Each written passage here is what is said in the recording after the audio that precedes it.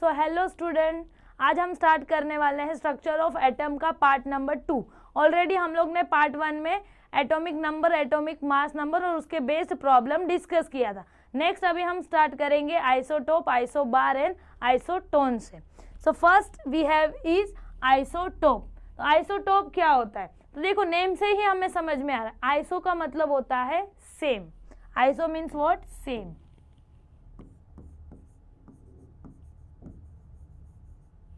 ठीक है, आइसो मतलब क्या होता है? सेम। अभी हम देखते हैं what is isotope.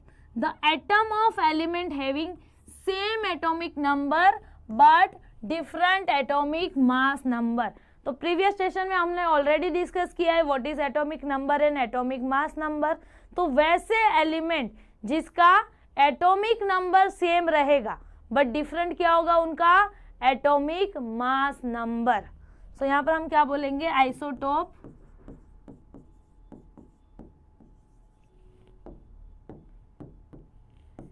Atomic number same, atomic mass number different.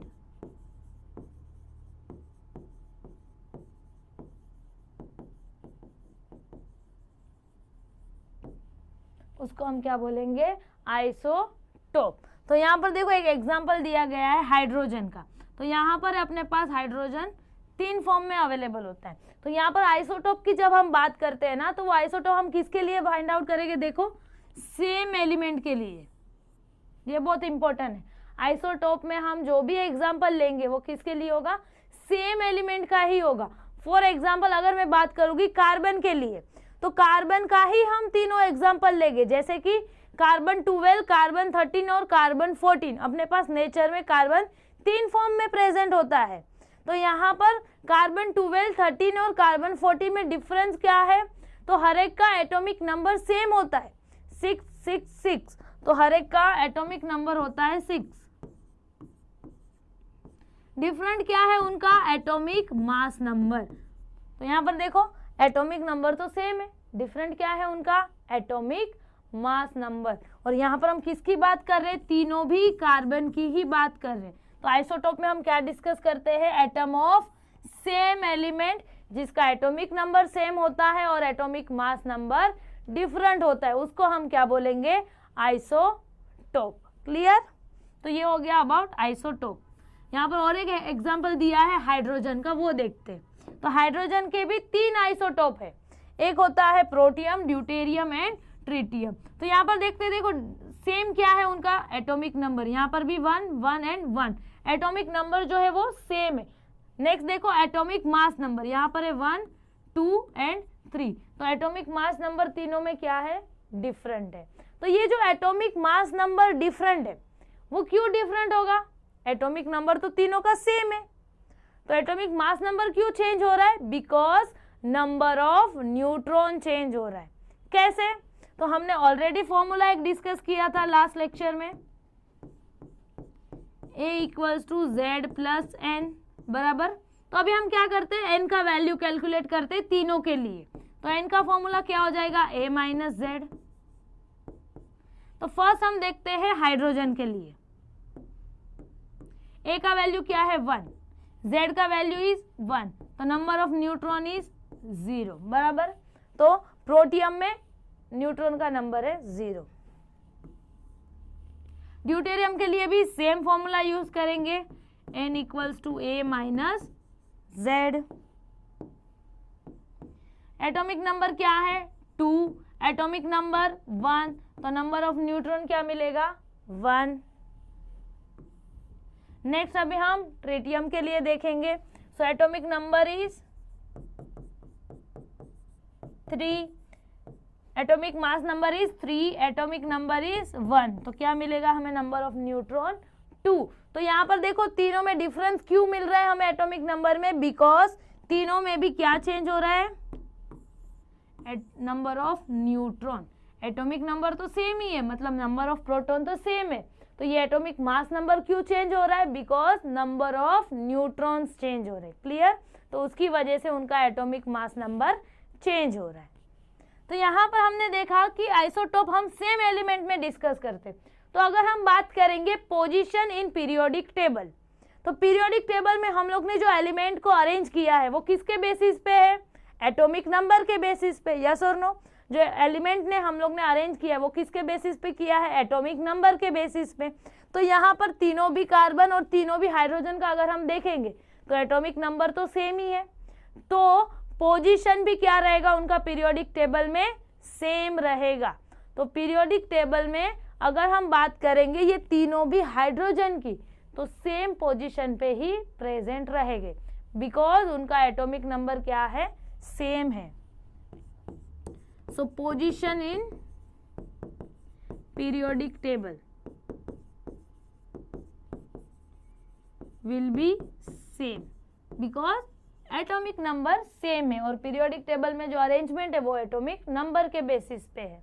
और अगर हम बात करेंगे उनके प्रॉपर्टीज की, तो अगर एटॉमिक नंबर सेम है और उनका पोजीशन भी सेम है पीरियोडिक टेबल में, तो उनकी केमिकल प्रॉपर्टीज भी क्या रहेगी? सेम रहेगी। तो आइसोटोप में जो एलिमेंट है उनकी केमिकल प्रॉपर्टीज भी सेम रहेगी।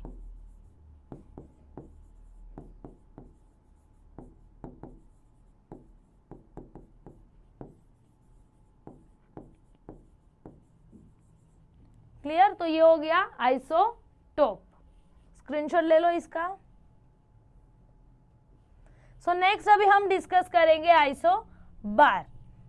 आइसोटोप हो गया, नेक्स्ट अभी है अपने पास आइसोबार। तो आइसोबार क्या है? तो जो भी हमने आइसोटोप में डिस्कस किया उसका अपोजिट क्या रहेगा? अपना आइसोबार। तो आइसोटोप में हमने क्या बोला? Atomic number same, atomic mass number different. तो आइसोबार में हम क्या बोलेंगे? Atomic mass number same, atomic number different. तो यहां पर हम बोलेंगे एटॉमिक नंबर डिफरेंट और एटॉमिक मास नंबर सेम।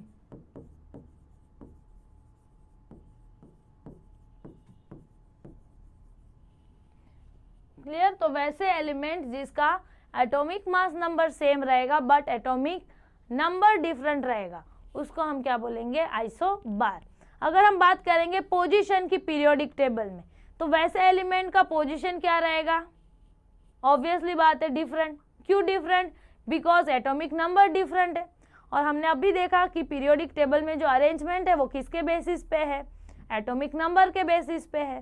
तो अगर एटॉमिक नंबर डिफरेंट है तो उनका पोजीशन भी क्या हो जाएगा? पीरियोडिक टेबल में डिफरेंट हो जाएगा, और उनकी प्रॉपर्टीज भी डिफरेंट हो जाएगी। पोजीशन डिफरेंट है तो उनकी केमिकल प्रॉपर्टीज भी क्या होगी? डिफरेंट होगी। तो पोजीशन इन पीरियोडिक टेबल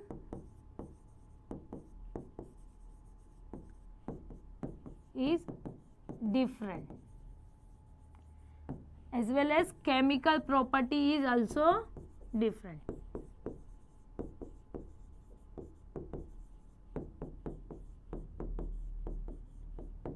यहाँ पर एक एग्जांपल दिया गया है, देखो आर्गन, पोटेशियम एंड कैल्शियम। तो यहाँ पर देखो 40 40 40, तो यहाँ पर एटॉमिक नंबर क्या है? सेम है। एटॉमिक मास नंबर सेम है। एटॉमिक नंबर देखो 18 90 एंड 20, तो यहाँ पर एटॉमिक नंबर डिफरेंट है और एटॉमिक मास नंबर सेम है, इसलिए हम इसको क्या बोलेंगे? आइसोबार। और अगर हम नंबर ऑफ न्यूट्रॉन कैलकुलेट करना चाहे तो कर सकते हैं क्या? यस, बिल्कुल। जैसे हमने लास्ट देखा नंबर ऑफ न्यूट्रॉन के लिए फॉर्मूला है अपने पास, तो n equals to a minus Z. तो a का वैल्यू है 40, इसका वैल्यू है 18, तो हमें क्या मिलेगा? वैल्यू 22। इसके लिए क्या मिलेगा? सेम फॉर्मूला यूज करेंगे। a का वैल्यू है 40, z का वैल्यू इज 19, तो यहाँ पर मिलेगा हमें नंबर ऑफ न्यूट्रॉन 21।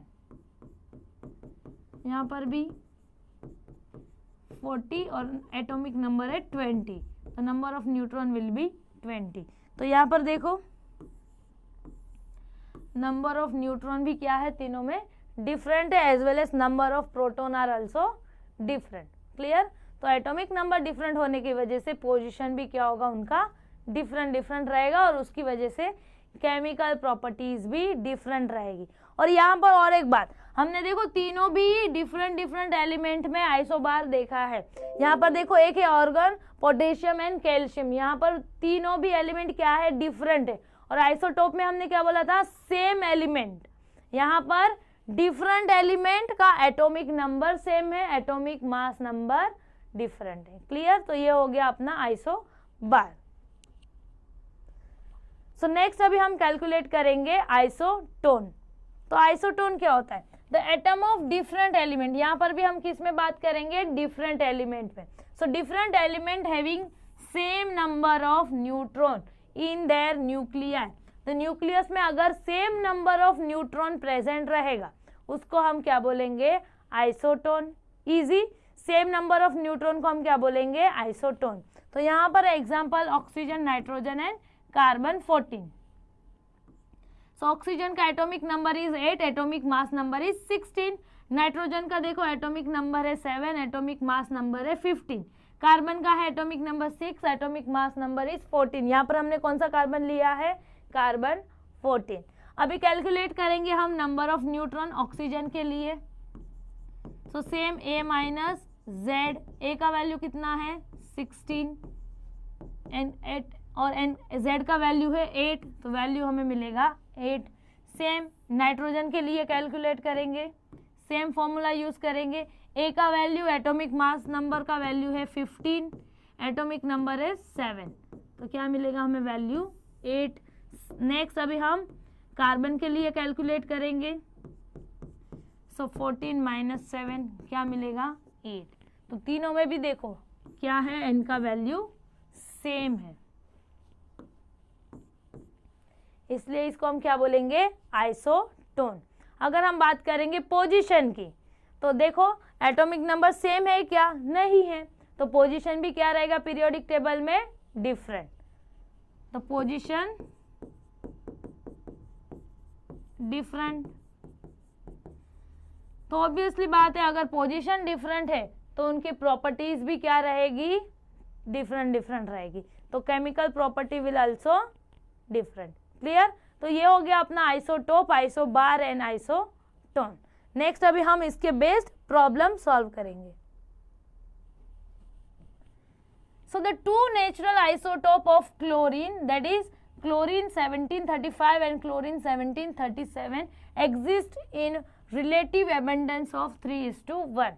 तो यहाँ पर हमें क्या कैलकुलेट करना है, उसका टू आइसोटोप प्रेजेंट है, उसका हमें एवरेज एटॉमिक मास कैलकुलेट करना है। तो एवरेज एटॉमिक मास हम कैसे कैलकुलेट करेंगे, पहले उसके लिए फॉर्मूला देखते हैं। तो सपोज अपने पास है दो एलिमेंट x और y, ठीक है।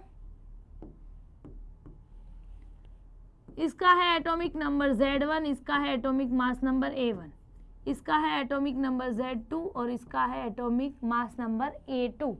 तो हमें अगर एवरेज एटॉमिक मास कैलकुलेट करना है तो कैसे करेंगे, तो A1 into relative abundance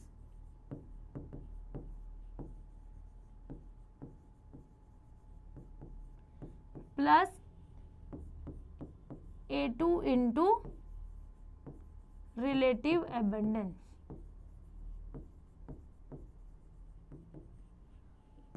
upon में कितने एलिमेंट है, 2, तो हम यहाँ पर क्या करेंगे, डिवाइड बाय 2।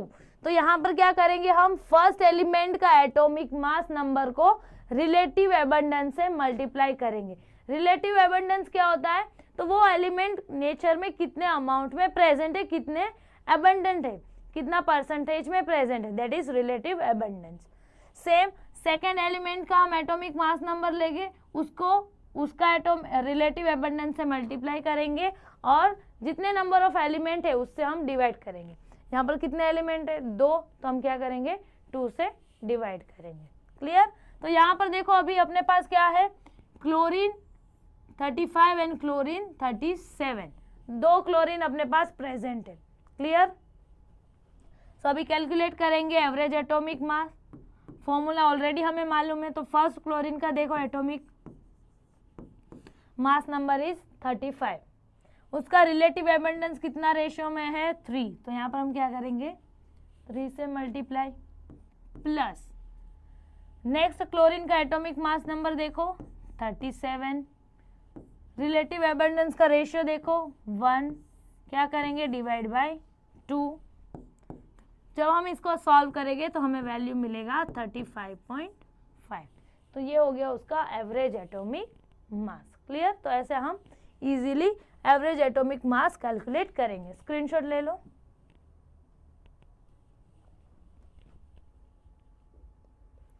और एक प्रॉब्लम है, सॉल्व करते हैं। 3 element Q, R and T have mass number 40। तो अपने पास 3 एलिमेंट है Q, R और T, तीनों का मास नंबर क्या है? सेम है 40। Their atom contain 22, 21 and 20 neutron. हमें एटॉमिक मास नंबर गिवन है और नंबर ऑफ न्यूट्रॉन गिवन है। Represent their atomic composition with appropriate symbol. तो हमें क्या करना है? पहले एटॉमिक नंबर कैलकुलेट करना पड़ेगा और फिर उसको हमें रिप्रेजेंट करना है। क्लियर? तो फर्स्ट हम क्या करेंगे? तीनों भी एलिमेंट का एटॉमिक नंबर कैलकुलेट करेंगे। तो फर्स्ट है अपने पास element Q। Atomic mass number कितना है? 40। हमें क्या कैलकुलेट करना है? फर्स्ट नंबर ऑफ प्रोटॉन, मतलब क्या बोलेंगे हम? Atomic number. तो एटॉमिक नंबर कैसे कैलकुलेट करेंगे? तो हमें ऑलरेडी फॉर्मूला मालूम है, A माइनस N। बिकॉज अपने पास फॉर्मूला क्या था? A equals to Z plus N। तो हमें Z का वैल्यू कैलकुलेट करना है। Z क्या होता है? अपना एटॉमिक नंबर। तो N कहाँ पर जाएगा? यहाँ पर। तो फॉर्मूला क्या हो जाएगा? A minus N equals to Z। Clear? तो ये फॉर्मूला यूज करेंगे। So A minus N। तो एटॉमिक मास नंबर है 40। नंबर ऑफ न्यूट्रॉन कितना है? देखो, फॉर एलिमेंट Q 22। तो हमें क्या मिलेगा? वैल्यू 18। तो एटॉमिक नंबर हमें क्या मिला? 18। नेक्स्ट एलिमेंट है Q, next is R। Atomic mass number तो सेम ही है। Atomic number that is Z क्या हो जाएगा? A minus N। A का वैल्यू है 40। नंबर ऑफ न्यूट्रॉन क्या है? 21। तो वैल्यू क्या मिलेगा यहाँ पर? 19। Next is element T। Atomic mass number तो सेम ही है। Z का फॉर्मूला है A minus N। So 40 minus number of neutron कितना है? 20। तो यहाँ पर हमें वैल्यू क्या मिलेगा? 20। तो हमें एटॉमिक नंबर मिल गया। एटॉमिक मास नंबर ऑलरेडी अपने पास था। तो हम कैसे रिप्रेजेंट करेंगे? तो एलिमेंट Q है, उसका एटॉमिक मास नंबर ऊपर लिखेंगे 40। एटॉमिक नंबर कितना है? 18। तो ये हो गया atomic composition of Q। Next element R। Atomic mass number is 40। Atomic number is 90। Next is element T। Atomic mass number तो सेम ही है 40 और एटॉमिक नंबर है 20। तो ये हो गया अपना atomic composition. Clear? Easy? Screenshot ले लो।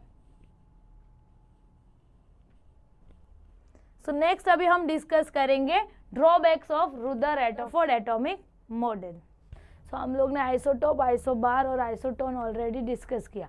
नेक्स्ट अभी हम डिस्कस करेंगे drawbacks of Rutherford atomic model. So already हम लोग ने रुदरफोर्ड एटॉमिक एक्सपेरिमेंट डिस्कस किया था, जहाँ पर हम लोग ने प्रोटॉन का डिस्कवरी देखा था।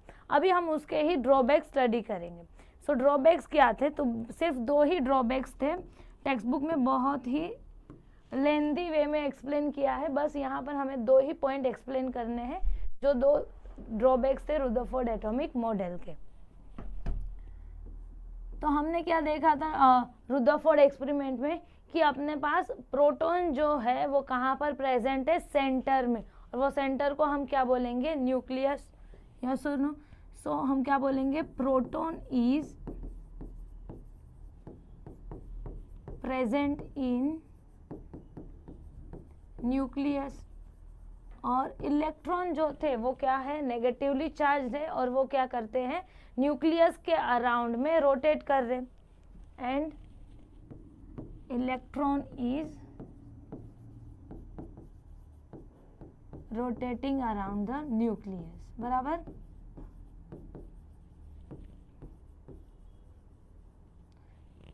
तो ये हमने ऑलरेडी डिस्कस किया था रुदरफोर्ड एक्सपेरिमेंट में कि प्रोटॉन जो है वो पॉजिटिवली चार्ज है, वो न्यूक्लियस में प्रेजेंट है, इलेक्ट्रॉन जो है वो नेगेटिवली चार्ज पार्टिकल है और वो न्यूक्लियस के अराउंड में रोटेट कर रहा है। और ये इसी को हाँ कंपेयर किया गया है विथ सोलर सिस्टम। जैसे कि सोलर सिस्टम में सन अपना मैसिव सन, सबसे बड़ा सन है, वो कहाँ प्रेजेंट है, सेंटर में प्रेजेंट है। तो जैसे अपना न्यूक्लियस सेंटर में प्रेजेंट है, वैसे ही सोलर सिस्टम में हम क्या बोलेंगे, सन जो है वो सेंटर में प्रेजेंट है और प्लेनेट जो है वो क्या हो रहे हैं, सन के आसपास रिवॉल्व हो रहे हैं। वैसे ही अपने इलेक्ट्रॉन भी क्या हो रहे हैं, न्यूक्लियस के आसपास रिवॉल्व हो रहे हैं। तो हम इसको किसके साथ कंपेयर करेंगे, solar system. So in solar system also sun is present at center and all planets are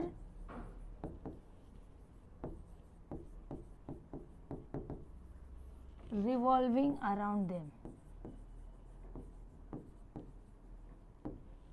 But according to Maxwell classical theory, Maxwell ने क्या बोला, अगर कोई भी ऑब्जेक्ट या कोई भी पार्टिकल सर्कुलर रोटेशन करता है, अगर वो सर्कुलरली रोटेट करता है तो वो क्या करता है, कुछ ना कुछ एनर्जी या कुछ ना कुछ रेडिएशन को इमिट करता है। तो हमने क्या देखा, इलेक्ट्रॉन भी अपना सर्कुलर रोटेशन कर रहा है, सर्कुलरली घूम रहा है न्यूक्लियस के आसपास। तो इलेक्ट्रॉन भी क्या करना चाहिए, रेडिएशन को इमिट करना चाहिए। बिकॉज हम लोग ने क्या देखा, according to Maxwell classical theory, कोई भी ऑब्जेक्ट या कोई भी पार्टिकल अगर सर्कुलरली रोटेट करेगा तो वो क्या करेगा, रेडिएशन को इमिट करेगा, मतलब वो रेडिएशन को बाहर निकालेगा।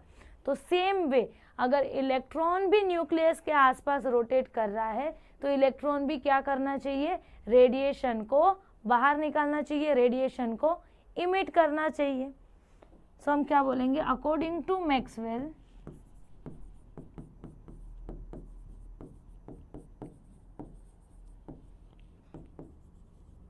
The particle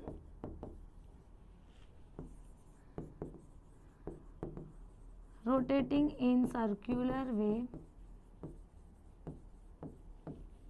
emits radiation। तो अभी उससे हुआ क्या, अगर अपने इलेक्ट्रॉन भी रिवॉल्व हो रहे थे सर्कल में, सर्कुलर मूवमेंट कर रहे थे, तो वो रेडिएशन को इमिट कर रहे थे। तो उससे होगा क्या, तो फॉर एग्जांपल ये हो गया अपना न्यूक्लियस, ये हो गए ऑर्बिट्स, इसमें प्रेजेंट है electrons,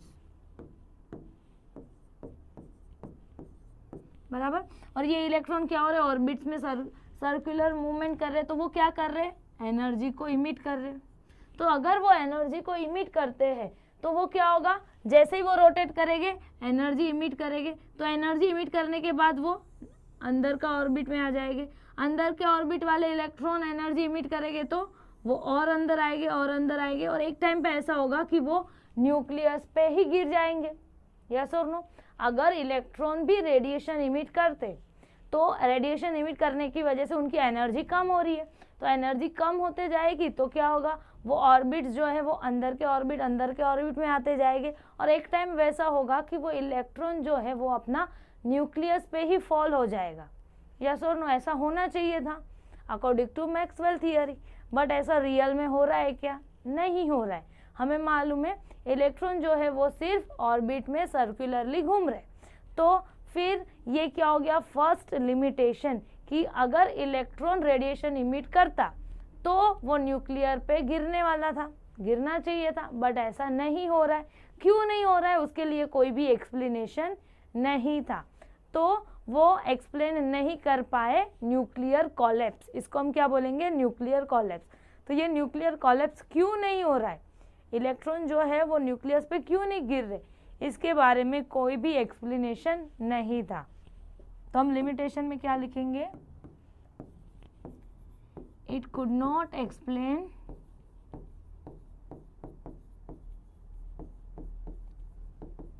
nuclear collapse.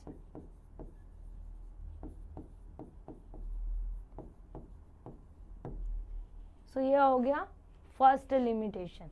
Second limitation is that अभी हम लोग ने देखा कि यहाँ पर इलेक्ट्रॉन जो थे वो रोटेट कर रहे थे न्यूक्लियस के अराउंड में। तो अगर इलेक्ट्रॉन रोटेट कर रहे तो उनका पोजीशन क्या है, कौन से पोजीशन पे वो इलेक्ट्रॉन रोटेट कर रहे, उनकी एनर्जी क्या है, इनके बारे में भी कोई भी एक्सप्लेनेशन नहीं था।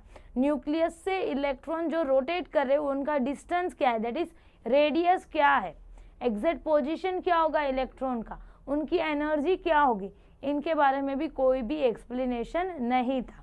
तो सेकेंड लिमिटेशन क्या बोलेंगे हम, so position of electron and energy associated with electron. So इनके बारे में भी कोई भी एक्सप्लेनेशन नहीं था। तो ये ही दो मेजर ड्रॉबैक थे रुदरफोर्ड एटॉमिक मॉडल के। फर्स्ट उन्होंने क्या बोला, न्यूक्लियस में अपने पास प्रोटॉन प्रेजेंट है, इलेक्ट्रॉन जो है उन्होंने बोला कि ऑर्बिट में सर्कुलर मूवमेंट कर रहे हैं। तो अकॉर्डिंग टू मैक्सवेल थियरी अगर कोई सर्कुलरली घूम रहा है तो वो रेडिएशन इमिट करेगा। बट जब हम बात करते हैं एटम की तो हमें मालूम है ऐसा तो हो नहीं रहा है, तो क्यों नहीं हो रहा है उसके बारे में कोई भी एक्सप्लेनेशन नहीं था। इसलिए फर्स्ट मेजर ड्रॉबैक क्या बोलेंगे हम, it could not explain about the nuclear collapse. और जो इलेक्ट्रॉन है वो सर्कुलरली तो घूम रहे, ये तो एक्सप्लेन कर दिया रुदरफोर्ड ने, बट वो इलेक्ट्रॉन का पोजीशन क्या है, कितने दूर न्यूक्लियस से वो रोटेट कर रहे, उनका एनर्जी क्या है, इनके बारे में भी कोई एक्सप्लेनेशन नहीं था। तो ये हो गया अपना drawbacks of Rutherford atomic model. Screenshot ले लो।